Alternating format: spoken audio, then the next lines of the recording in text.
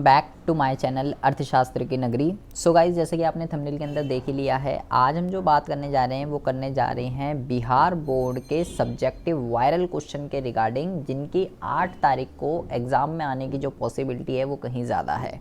मेरे भाई, अगर आपका भी 8 तारीख को इंटर का एग्ज़ाम है और आप बिहार बोर्ड से बिलोंग करते हैं तो मैंने ऑलरेडी बिहार बोर्ड पे जो है 4 पार्ट पे वीडियो बना दी है। आप जो है उन क्वेश्चंस को प्रिपेयर कर सकते हैं। आप जो है उन क्वेश्चन को प्रिपेयर कर सकते हैं और आज में जो है बाकी आपके जो बचे हुए हैं टोटल 100 क्वेश्चन हो जाएंगे। इन सब क्वेश्चन को प्रिपेयर कर सकते हैं बहुत ही अच्छे से, क्योंकि इन क्वेश्चन को जो है एग्ज़ाम में आने की पॉसिबिलिटी कहीं ज़्यादा है। अगला जो क्वेश्चन है 79 तक मैं आपको बता चुका हूँ। अगला जो क्वेश्चन है प्ले लिस्ट में जाके देख लीजिएगा। स्थिर विनिमय दर और लचीली विनिमय दर का क्या मतलब है। स्थिर विनिमय दर ऐसी विनिमय दर होती है जो सरकार डिसाइड करती है। लचीली विनिमय दर एक ऐसी विनिमय दर होती है जो मांग और पूर्ति की शक्तियाँ जो है वो डिसाइड करती है। स्फीतिक अंतराल और अविस्फीतिक अंतराल का मतलब क्या होता है। जैसे न्यून मांग और अधिक मांग जो होती है ना, न्यून मांग और अतिरिक्त मांग ही स्फीतिक और अविस्फीतिक अंतराल को बनाती है। ठीक है, ये आपको जो है ध्यान रखना है, बहुत ही इंपॉर्टेंट है एग्ज़ाम के पॉइंट ऑफ व्यू से।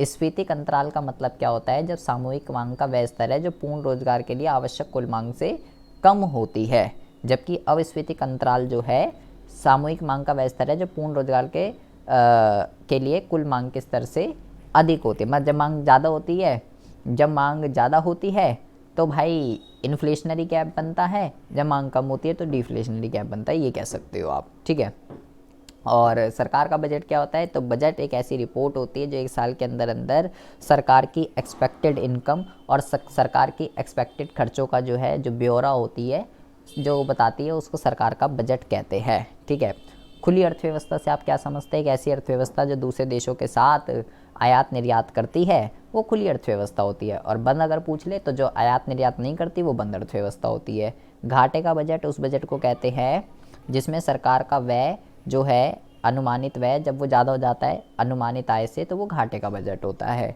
सरकारी बजट के किन्हीं 2 उद्देश्य को बताइए। तो भाई आर्थिक विकास करना देश का और रोजगार का सृजन करना। ये तो हर सरकार का ये ऑब्जेक्ट है कि भाई अर्थव्यवस्था के अंदर सड़क पुल नहरें नल बिजली आदि इन सब का निर्माण करे, और भैया जो भी बेरोजगार है नल्ले हैं उनको जो है काम धंधा प्रोवाइड करे, अलग अलग कार्यक्रम बनाए। भुगतान शेष के जो घटक हैं वो बताइए। तो भुगतान शेष के 2 घटक होते हैं, चालू खाता और पूंजी खाता। चालू खाते के अंदर वस्तुओं का आयात निर्यात जिसको दृश्य मदे भी कहते हैं, सेवाओं का आयात निर्यात जिसको अदृश्य मदे कहते हैं, और वन साइडेड के ट्रांजैक्शन एक पक्षीय हस्तांतरण इसको कहते हैं। और पूंजीगत के अंदर वो लेन देन आते हैं जो एसेट और लायबिलिटी को इफेक्ट करते हैं, जैसे निजी लेन देन, सरकारी लेन देन, पोर्टफोलियो। इनके बारे में अगर आपको बहुत ही अच्छे से पढ़ना है, वीडियो सारी अवेलेबल है, वहाँ से जाके भी पढ़ सकते हैं। जीएनपी अपस्वायक क्या होता है। जैसे जीडीपी डिफ्लेटर होता है, ऐसे ही जीएनपी अपस्वायक भी होता है। ये नगद जीएनपी और वास्तविक जीएनपी इनका जो है मौद्रिक जीएनपी और वास्तविक जीएनपी इनका जो है अनुपात होता है, ये भी आप लिख सकते हो। वस्तु विनिमय प्रणाली क्या है। मुद्रा से वस्तु का प्रत्यक्ष लेन देन वस्तु विनिमय प्रणाली कहलाती है। केंद्रीय बैंक जो है वो एक शीर्ष संस्था है जो कि अर्थव्यवस्था के अंदर क्या करता है, पूरा का पूरा कंट्रोल करके रखता है। ठीक है, केंद्रीय बैंक और व्यावसायिक बैंक में क्या अंतर है, ये बहुत ही अच्छा क्वेश्चन है, रिपीटेड है।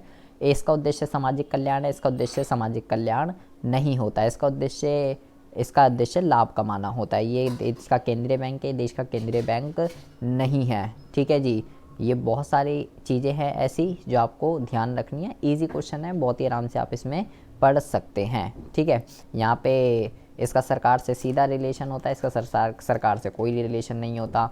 यहाँ पे जनता के खाते खोले जाते हैं या जनता के खाते नहीं खोले जाते हैं। इस तरीके से आप इसको बना के लिख सकते हैं। केंद्रीय बैंक के डेवलपमेंट रिलेटेड फंक्शन बताइए। तो यहाँ पे मैंने लिख दिए हैं 4, ये आप जो है पढ़ सकते हैं। बैंक दर और ब्याज दर का क्या मतलब होता है। बैंक दर वो दर होती है जिस दर पर केंद्रीय बैंक आरबीआई को लोन देता है, केंद्रीय बैंक व्यावसायिक बैंकों को जो लोन देता है वो होती है बैंक दर। जबकि ब्याज दर का मतलब होता है जिस रेट पे कमर्शियल बैंक आम जनता को लोन देते हैं वो होती है ब्याज की दर। केंद्रीय बैंक के अंतिम ऋणदाता का मतलब क्या है कि जब कभी संकट की स्थिति में व्यावसायिक बैंकों के पास पैसा नहीं होता तो ऐसी संकट की स्थिति में केंद्रीय बैंक जो है उनकी फाइनेंशियली हेल्प करता है अंतिम ऋणदाता के रूप में।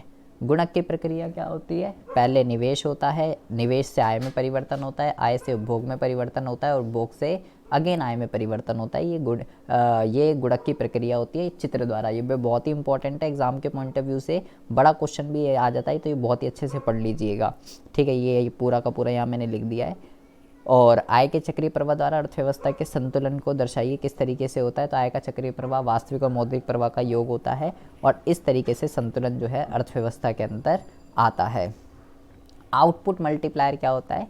आउटपुट मल्टीप्लायर जो निवेश गुणक होता है उसी को ही निर्गत गुणक जो है कहते हैं, आउटपुट मल्टीप्लायर कहते हैं। वहाँ पे उसने उसकी प्रक्रिया पूछी है, यहाँ पे इसने इसका मीनिंग पूछा है। ठीक है, तो ये भी लिख सकते हो आप, आय में परिवर्तन और निवेश में परिवर्तन का अनुपात होता है, ये भी लिख सकते हो आप।